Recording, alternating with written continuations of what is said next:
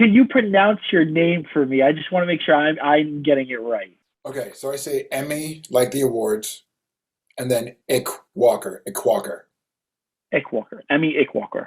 Yeah, All yeah, right, Emmy. All right, cool. I yeah. wasn't sure if it was Eme, just always like to be correct. My name is Dempsey, Dempsey. and I get, yeah, right. I'm a part of the crazy name club too, man. So I get it all the time.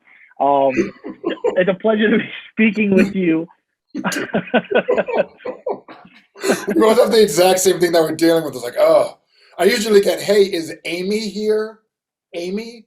And then they see like a 6'3", 240-pound black man show up. They're like, wait, what? Oh man. Well, I'm glad. All right, so that's off the table, so we don't have to worry about that. All right. I mean, it's a pleasure speaking with you. I saw the film last night.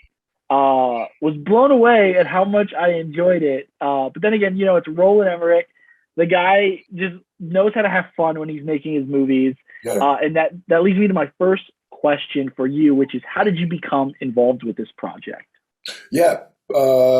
Basically in March of 2020, I actually sent out a tape for the role of Doug Davidson, and then November of that year, I get a call from my rep saying, "Hey, you remember that film Moonfall, Roland Emmerich, Halle Berry? Yeah, that film." I'm like, yeah. What? Go on. What is it? It's like, well, they want you for the role. I was like, oh, okay, great.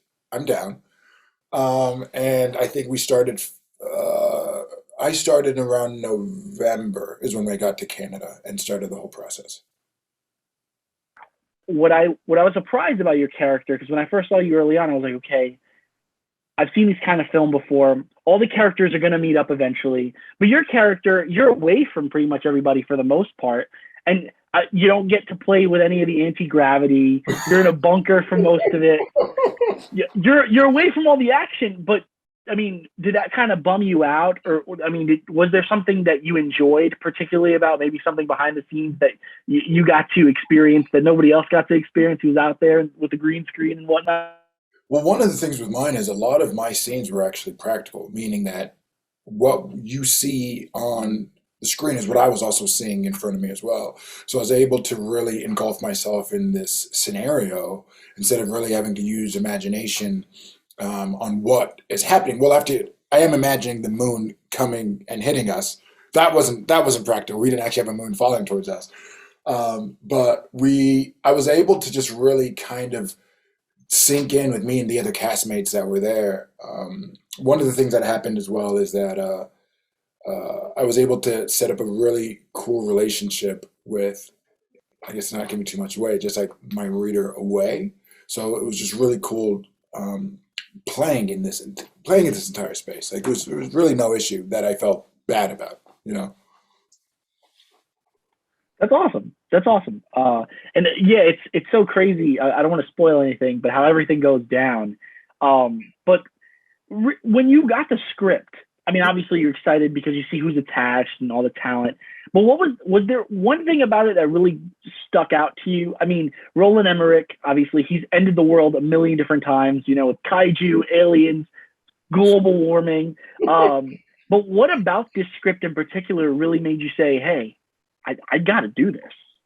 Well, I think from the get-go with Roland, I have posters on my wall from like Independence Day, and I just love these types of movies. So the second that I got it, I was just like, absolutely with this team. But then when I really started reading into the script, I started realizing so much of the relationships. And one of the things that really intrigues me about stories that is a consistent theme for me is what do you do when you know that death is imminent? How do you respond?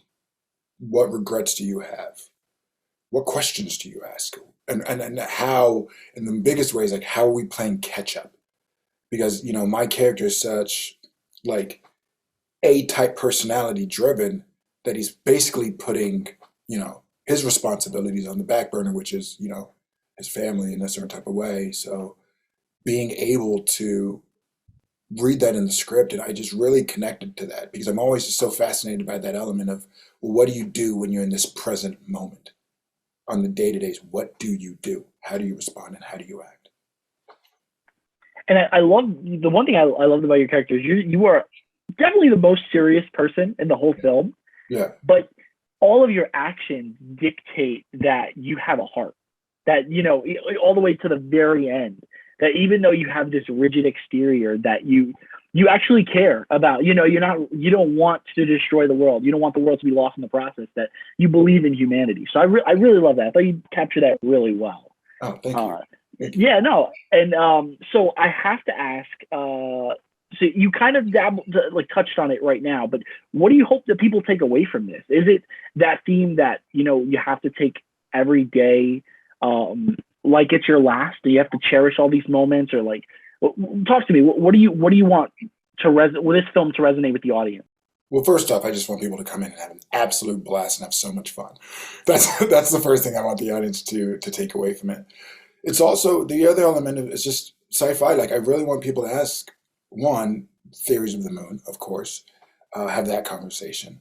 But then the other thing I was pointing on was those relationships. Like, what do you do in these times? And what are the things that we're not paying attention to that we should be paying attention to right now? Very well said. And not just on Earth, right? In space. It doesn't matter where it is. It's space or in water. I could throw in. Is there water in this movie? I don't know. What twist should I throw into this movie?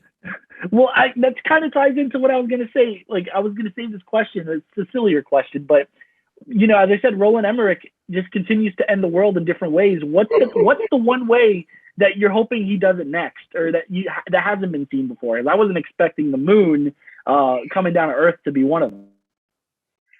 What is a way? Here's the thing: is I'm going to say this. I'm not saying how. I actually think how it's probably going to happen, and I think it is with robots. I think we're making robots way too smart, and we're making robots in a way that we're making them think on their own. And the thing with robots is they're very efficient. So if they realize that humans are stepping in the way of their progress, they're going to eliminate waste. We will become waste to robots. So I'm also kind of afraid of making more robot movies, but I understand that's probably the way that we're also going to go out, by our own creation. Has he done that? Has he done a movie where we've been wiped out by our own creation? No, I think the closest probably the day after tomorrow, but it's more. It really leans into like the climate change angle. Yeah. But hey, anything's possible. Anything's possible. My final question for you before I go, and I have to ask this because you did your thing with Marvel. You've been on Netflix, on my block. You have a very exciting career. I know you're going to be in that new Ryan Gosling, Chris Evans movie, right? What else can we see you in the future? What's coming up? There's actually a movie it's a comedy. It's Outlaw Johnny Black. It's a Western. It's like a blaxploitation like Western that's coming out. And it's really fun. You have some like heavy hitter comedians in this. And that I had such a blast shooting that. But they're still waiting on a slate for that. But when that comes out, like check that movie out. For sure. I'm a big fan of like Black Dynamite and that kind of like, trying to bring that back. Michael J. White directed it. Oh, great. Yeah, he's the one that directed it. He's the one that did it. Yeah. I will definitely be seeing that. That's fantastic. Well, Eme, it was a pleasure speaking with you, man. I wish you the best of luck with this film and all your other future endeavors. So take care, and thank you for speaking with me. You too. Absolutely. Have a great day, all right?